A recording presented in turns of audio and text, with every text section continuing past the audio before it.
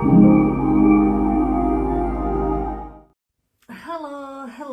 I'm just going to have a little talk today about how useful your mind is, because we often curse our own minds, I think, and blame our minds for a lot of the things we get into.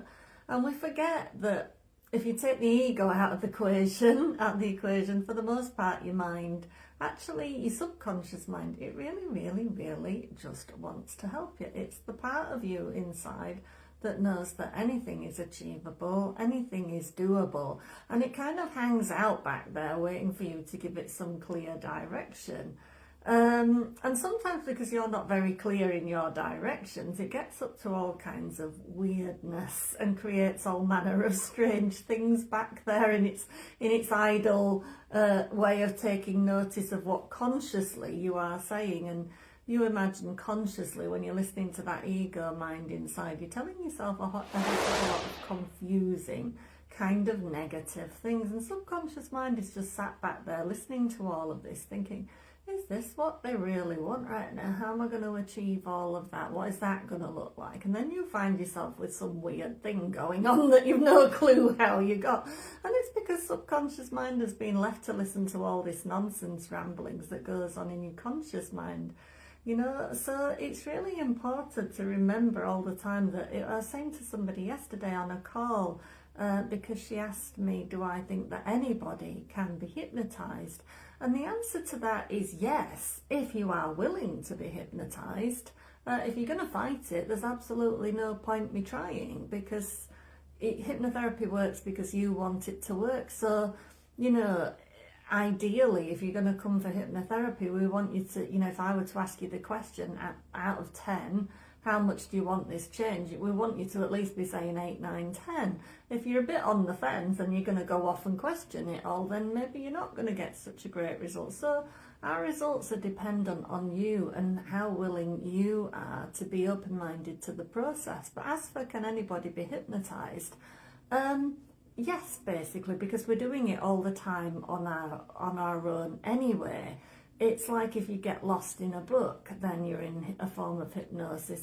If you just travel to a place in your car and you can't remember how you got there, because what you are is subconsciously proficient at driving and subconsciously proficient at driving that route, that you're not really paying the same kind of attention with your senses, shall we say. It's not that you're driving under the influence of anything, it's just that you're doing it in a way that doesn't involve your senses so much. It's about your subconscious mind knows how to do it. It knows what a traffic light is without having to, literally witness it with your eyes and stuff like that. You're just off and going. You don't need to be consciously trying it. You're subconsciously good at driving, hopefully, after you've been doing it a few years.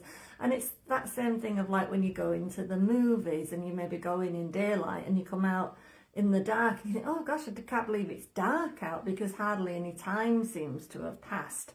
And that is because your subconscious mind doesn't track time. So when you do creative things like reading, like drawing, like watching a good movie, you're kind of away with the fairies. Your creative mind is switched on. You're imagining all of that. Your intuitive mind, that is all switched on. That's your subconscious mind. So you come out and it feels like no time has passed, which is what it's like in hypnosis, because your subconscious mind has no concept of time, which is why it's great for healing kind of work, because it just cracks on. It doesn't think this is going to take a month to work, this is going to take 2 months to work. It just thinks, oh, this is the plan now, is it? Well, let's start bringing that into fruition. And sometimes it shows up straight away, sometimes it does take a little while, because it's like energy, it takes a while to find its way, but it will always start straight away, even when you're not necessarily seeing it straight away.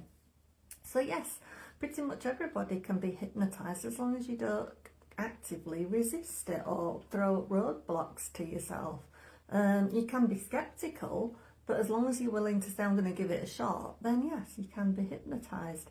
But yeah, one of the things that I can do is something that we call parts therapy. So often what we're struggling with, we often use that phrase, don't we? I'm in two minds about something.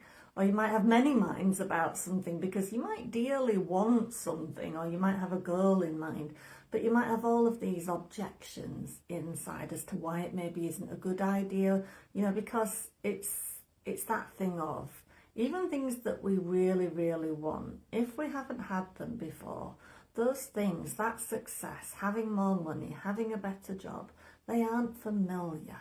And anything that we're not familiar with feels really, really scary. It's like, you know yourself, you'll have had times in your life where you really put off doing something or trying something or picking up a new skill. And then you found yourself a year later or whatever, and you can't even remember that you were afraid of it anymore. You can't remember a time when you weren't doing that thing. And it's because you made it familiar. That's all it is. We go around telling ourselves all the time we're scared of so many things, or so many things are hard, but all they are is unfamiliar. So anything we need to do, we just need to keep doing it basically until it becomes familiar. So even if it feels hard at first, just keep going, just keep doing it, just don't give up. That's literally all you have to do, because anything you can make familiar feels easy, and it feels like it was meant for you and made for you and all of the rest of it. So parts therapy is kind of, you can actually do it just like in a nice closed way, but ideally it's nice if you can do some hypnosis, and it's always like a bit of magic, but we can literally use your body and put you in a certain position where your hands are kind of like this.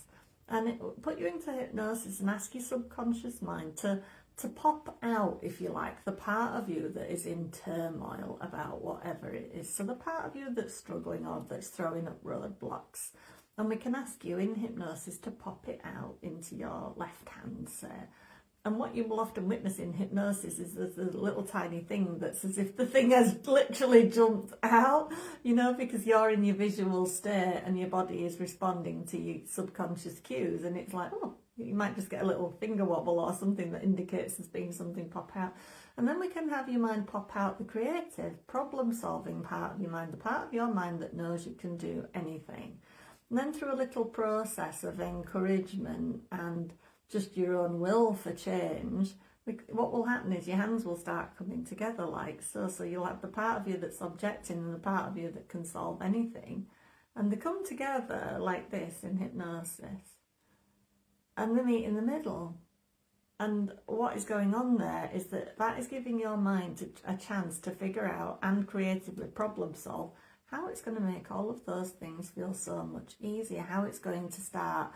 Because once you give your mind that clear directive, it starts problem solving on your path. Little ideas will come up. You'll have a little aha moment. Oh, maybe I should try this. Maybe I should post that.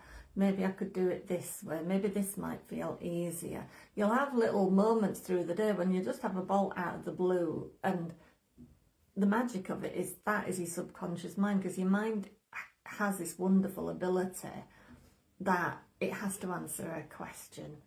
You can't ask yourself a question inside and have nothing come up. So you're doing that consciously, but you can also do that subconsciously. So subconscious mind is hearing that thing of, okay, this is a problem. And it might be something that it previously thought was a good thing, that it was being helpful to you. And it's like, all right, so that's an issue. So, right, okay, so we need to activate creative problem solving. Now, what does that look like? And it starts working away in the background, and the problem and the solution meet in the middle in a way that there can be a new solution and a solution that has no objections as well. So it's getting your mind to agree to have the problem and the solution work together to form a new outcome.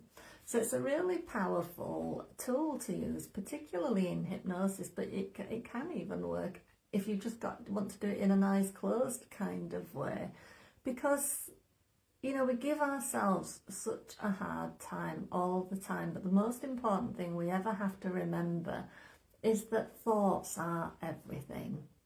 So whatever you're allowing yourself to think, it's like I was talking to my client yesterday and saying, we are hypnotizing ourselves all of the time, even when we're walking around in a conscious state, because every thought we allow to repeat and feed and all of the rest of it was programming our subconscious mind with that thought. We're making that thought familiar.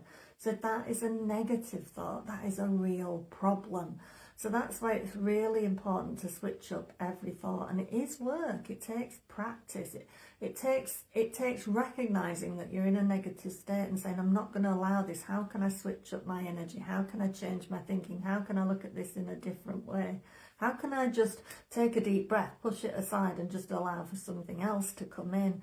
Thoughts are everything, because thoughts become your beliefs, and your beliefs become your habits and your triggers and your patterns and your way of going out into the world.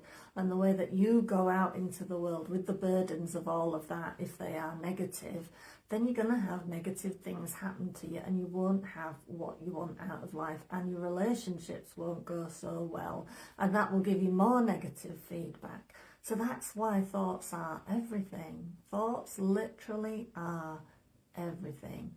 And you know, it's the solution to everything. And like I say, it does take work, and often people will need something like hypnotherapy in order to get beyond that ego mind chatter, because that's all things like anxiety, like depression are. It's you constantly listening, choosing to listen to this internal dialogue that tells you everything is terrible, everything is bad, everything is hard, there are no solutions.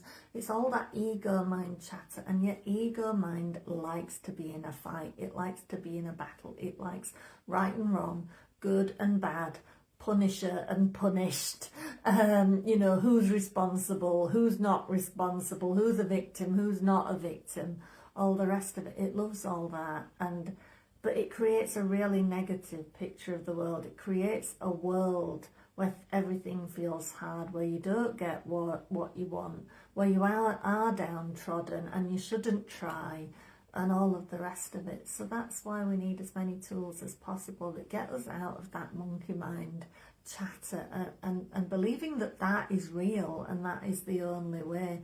And that's why hypnosis is really powerful, because it undercuts all of that, and it programs you at the heart of your mind, where it can actually cause change.